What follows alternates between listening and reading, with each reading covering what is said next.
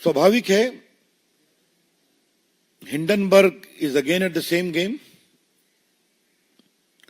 ये रिपोर्ट शनिवार को रिलीज होती है, रविवार को हल्ला मचता है ताकि सोमवार को पूरे कैपिटल मार्केट को अस्थिर कर दिया जाए। थोड़ा इसके बैकग्राउंड को समझना जरूरी है। भारत की अर्थव्यवस्था बहुत तेज गति से बढ़ रही है, इस पर चर्चा हम लोग कर चुके हैं। क्या वर्ल्ड बैंक, क्या मूडीज, क्या अदर्स, सबों ने भारत की ग्रोथ रेट को बहुत अप्रिशिएट किया है। भारत में one of the highest global FII, FDI आए हैं। भारत में इंस्टीट्यूशनल इन्वेस्टर भी हैं, छोटे इन्वेस्टर भी हैं, जो अपने इन्वेस्टमेंट के रिटर्न से बहुत खुश हैं। India is a safe, stable and promising market in the shares as well. SEBI का काम क्या है? सेबी को उसकी कानूनी जिम्मेवारी है कि ये मार्केट ठीक चले। और जो मित्र इसको फॉलो करते हैं, आपको मालूम है कि सेबी एक्ट में सुनवाई का प्रावधान है, निर्णय होता है, उस निर्णय के खिलाफ एक अपील का भी प्रावधान है, जहां जजेस भी बैठते हैं, हाई कोर्ट के चीफ जस्टिस या सुप्रीम कोर्ट रिटायर्ड जज, और उसके खिलाफ एक अपील का प्रावधान सुप्रीम कोर्ट में भी है। तो एक पूरा स्टैट्यूटरी स्ट्रक्चर है कि भारत के कैपिटल मार्केट को किस तरह से मैनेज किया जाए।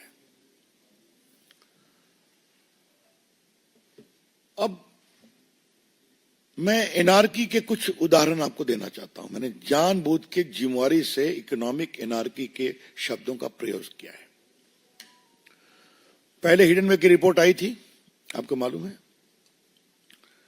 उसकी डेट आपको मालूम है कि जनवरी में ऑर्डर आया था सुप्रीम कोर्ट का। 24 में 22 इंक्वायरी कंप्लीट हो गई थी, बाद में एक और कंप्लीट हो गई।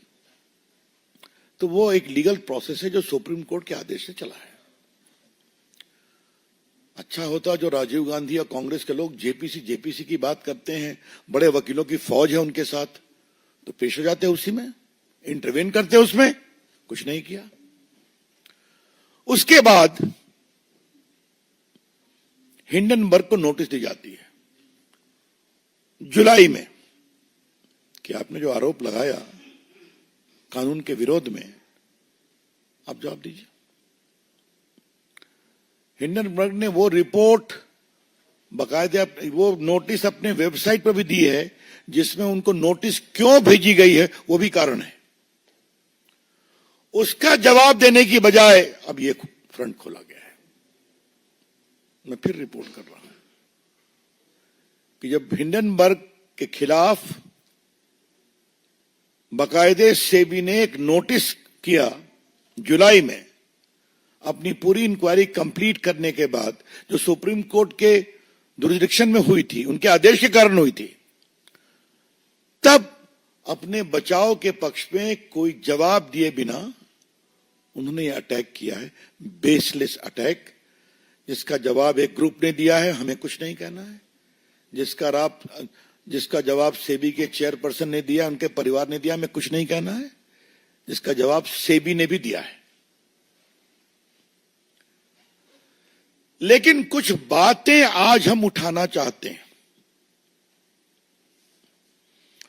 हिंडनबर्ग में किसका इन्वेस्टमेंट है? आपको मालूम है, जॉर्ज सोरोस का। यह महाशय कौन है जो भारत के खिलाफ नियमित प्रोपेगेंडा चलाते हैं?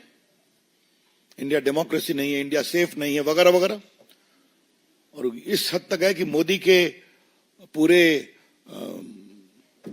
सत्ता को बदलना चाहिए, आह्वान किया था जनता से। ये वहां मेन इन्वेस्टर है। लेकिन सवाल पूछना है कांग्रेस पार्टी से, क्या चाहते हैं आप? चाहते क्या है आप? देश मोदी के से नफरत करते हुए कांग्रेस पार्टी आज हिंदुस्तान से नफरत करने लगी।